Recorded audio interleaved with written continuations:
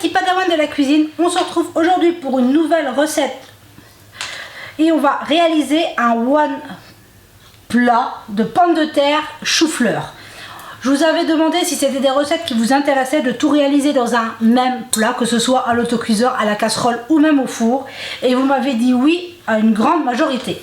Donc je vous propose une nouvelle variante de ce plat facile, rapide et qui a tout dedans, un plat, pas de vaisselle. C'est vraiment très pratique.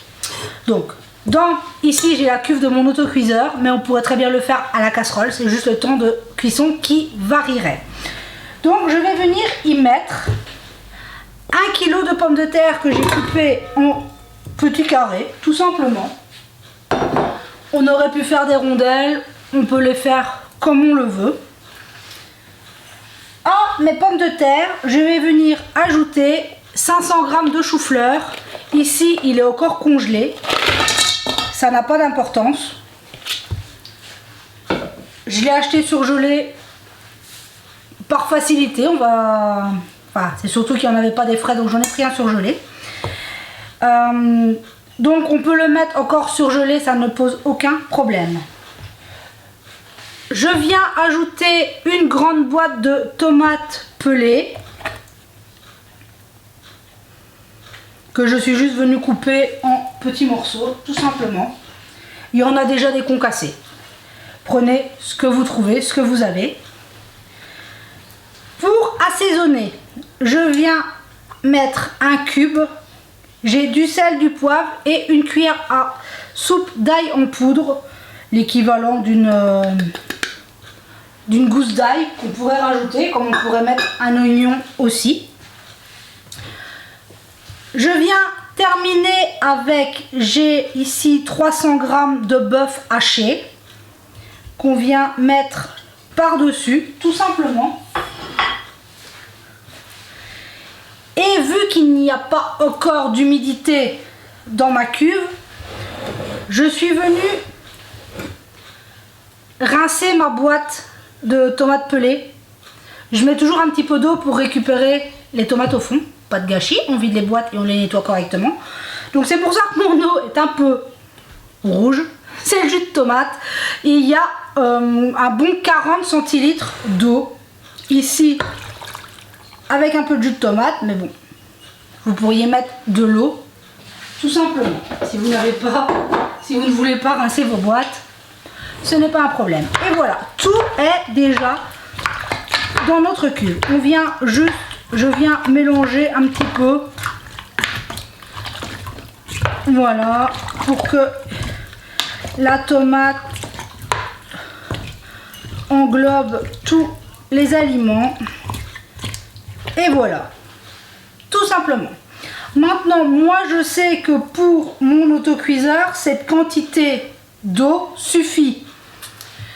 Parfois, pour les cookéos et autres, il faudrait rajouter un petit peu d'humidité parce qu'on m'a dit, moi je n'ai pas ce problème-là, mais qu'on pourrait avoir des problèmes de manque d'humidité. C'est bien ma chérie.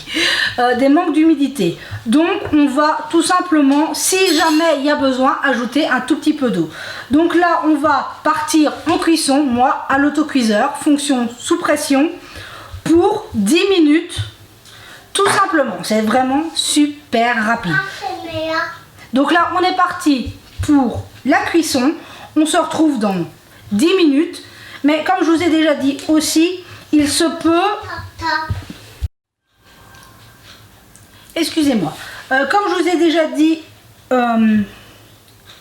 aussi, mais je ne l'ai pas vraiment expliqué en commentant. On m'a déjà posé la question, excusez-moi, en message, et c'est vrai que je ne l'ai jamais vraiment précisé.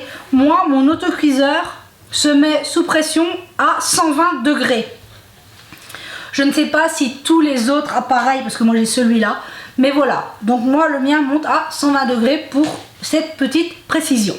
Et on a bien fait de me poser la question parce que je n'y avais pas pensé. Donc sur cela, on est parti sous pression pour 10 minutes et on se retrouve pour voir le résultat. Et voilà, on se retrouve 10 minutes de cuisson. J'ai piqué mes pommes de terre, elles sont parfaitement cuites. Mais comme je vous dis toujours, regardez un petit peu en fonction de votre robot. Hop, on vient mélanger. Il y a la viande, les pommes de terre, le chou-fleur. Regardez-moi ça, c'est super gourmand. Il y a tout ce qu'il faut pour bien manger. C'est vraiment des repas faciles, rapides, qu'on travaille, qu'on rend du travail, on met tout dedans. En 10 minutes, on a à manger. C'est vraiment quand même un avantage non négligeable. N'en déplaise aux personnes qui jugent que c'est de la cuisine de fainéante, mais moi je trouve que c'est quand même une superbe innovation. Et après tout, comme on m'a dit, c'est l'ancêtre de la cocotte minute. Enfin, c'est l'innovation de la cocotte minute parce que c'est une cocotte minute électrique, mais c'est vraiment génial. Donc là, je vais mettre sur une assiette pour que vous puissiez bien voir et on se retrouve tout de suite. Et voilà, je l'ai mis dans une assiette, regardez-moi ça. Le chou-fleur bien cuit, les pommes de terre, la viande, les tomates. C'est vraiment super gourmand. Et ça a été fait dans une casserole. Maintenant, j'ai choisi d'y mettre de l'ail, du sel et du poivre.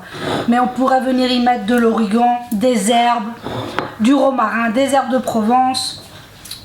Toutes les herbes, tout ce qu'on aime, on peut venir l'aromatiser de toutes les façons. C'est vraiment des variantes de one pot tout fait. C'est vraiment très facile. C'est des plats qui ici ont grand succès. Les légumes cuits comme ça dans le jus avec les pommes de terre et tout. On met un petit peu de jus au fond de l'assiette. Moi, mon grand, il en raffole. Donc c'est vraiment, ma petite, c'est pareil. C'est vraiment des plats qui passent très bien. Et quand on a des enfants à l'école pour le midi, on lance ça 11h30. On va le chercher à midi, le repas est prêt. C'est vraiment hyper simple. C'est un jeu d'enfant. Hein, on va pas se le cacher. On met tout dedans et ça le fait tout seul. Donc c'est vraiment très facile. Donc sur ce, j'espère que cette recette vous aura plu. Si vous en voulez d'autres, dites-le moi. Vous savez que je me fais un plaisir de vous partager les recettes que vous me demandez. Donc j'essaye d'y répondre. Donc là vous m'aviez demandé des variantes de one pot. C'est ce qui est arrivé. Donc sur ce, j'espère que chez vous il fait beau. Ici il fait un peu humide, mais bon, c'est l'hiver, on va pas se le cacher. J'espère que tout va bien pour vous, que vous prenez soin de vous, que vous continuez à faire attention. Soyez très prudents. C'est tout ce que j'ai à vous dire. La santé est si fragile. Faites très attention à vous. C'est le plus important.